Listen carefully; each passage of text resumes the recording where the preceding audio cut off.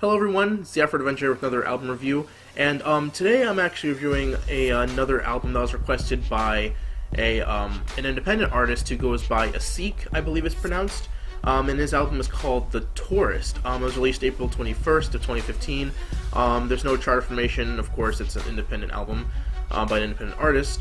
It's from his label Tate Music, and the only single is Our Love. So I want to thank Aseiq for allowing me to review this album. Thank you for the request. So without further ado, let's get this started. So this LP is called The Tourist, and from what Markel Stevenson, aka Aseiq, has told me, the album is basically a journey through the last 6 or so years of his life, dealing with love, loss, and finding himself, which I would imagine is where the whole tourist part comes from.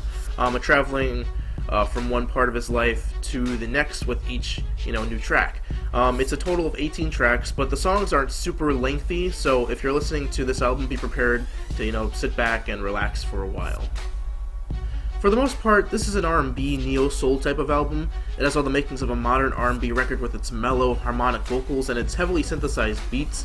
Aseiq himself is a pretty nice vocalist. I really enjoyed the melodies he composed for this record. However, a lot of times I found that the backing track was somewhat covering up his lead vocals, or just that his vocals didn't feel loud enough, as if he wasn't singing out. This is really prevalent on a track like Where Do We Go? A lot of times it sounded like he was up close to the mic singing softly when some of the beats were heavier. It worked well with softer songs. This gave a feeling of sincerity and a sense of emotional vulnerability, but on heavier tracks it just made his voice vulnerable. Even still, I commend him for his classic melodies that fit in very well with the current R&B melodies. Production-wise, I can't say this album is the strongest. I can't be too harsh considering this is an independent artist who, simply wants to make music, but on a lot of tracks this album's production felt incredibly lo-fi. Of course, he's not using any high-quality, state-of-the-art recording equipment, so for what it's worth, I can definitely give it a pass. About the first half of the album is mainly love songs, and to be completely honest with you, a lot of them felt very samey, and what I mean by that is that a lot of them stuck to a very similar formula. One track that stuck out to me was definitely Misbehavin', as it seemed to sample the very first second of James Brown's The Big Payback, and he's confirmed this also. The keyboards were lush and the harmonies were gorgeous, but for the first half of the album, that's a lot of what it is. Then comes the other half of the album. Around the point where we get to the track Words I Say, the album changes almost completely, and that's mostly regarding the beats. It becomes less of a straight R&B album and mixes elements of hip-hop, industrial, and even slight hints of rock here and there. As I just said, there are some elements of hip-hop on this LP, and numerous times you'll find Aseiq both rapping and rhyming on pitch, kind of like what Drake does. I would say his flow is pretty satisfactory, and he pulls off the rhyming on pitch pretty well. It wasn't a major part of this album, so it's more of a surprise to listen to whenever it comes up here and there.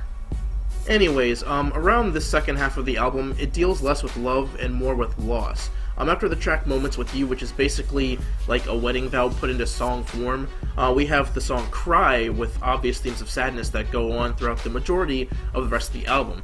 It's clear that there was a breakup, and for the rest of the album he's trying to cope with this hard-hitting loss, dealing with depression and wondering if he can even go on. After listening through some of the songs again, I began to find it interesting how the love portion of the album used mostly R&B, a genre that's usually associated with love songs, while the loss portion had many influences of hip-hop, a genre associated with a lot of darker subject material, and how it really seems to fit as more of an artistic statement. Whether or not this was intentional, I find that to be very, very clever. Near the end of this LP, it appears as though he's found new love in the album's single, Our Love, which goes back to R&B stylistically.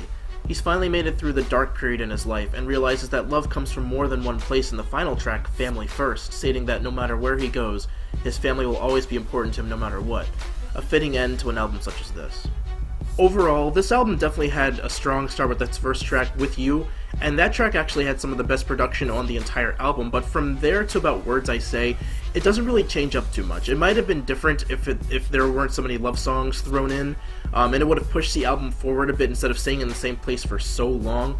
Although songs like Misbehavin' deal with the more negative aspects in relationships and has a different overall feel compared to some of the other opening tracks, for the most part, it doesn't change.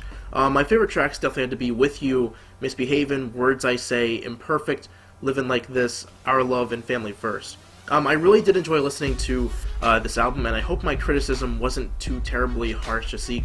I really do hope to hear more music from you in the future, and everyone definitely go check out this album for yourself. I'll put a link to his Twitter account where you can check out the album and hopefully give a little bit of feedback yourself. Anyways, thank you for watching this another album review. I thank you very much, Aseiq, for allowing me to review your album on my show. Very humbling. Thank you very much. Anyways, if you guys like this video, please hit that like and subscribe button. It really helps, and it lets you be updated on things that I'm doing. And also, if you want a song or an album to be reviewed that you like or may recommend, just leave a comment down below, or hit me up on my Twitter or my Facebook. The links are in the description. Anyways, thank you again for watching, and I'll see you in the next video.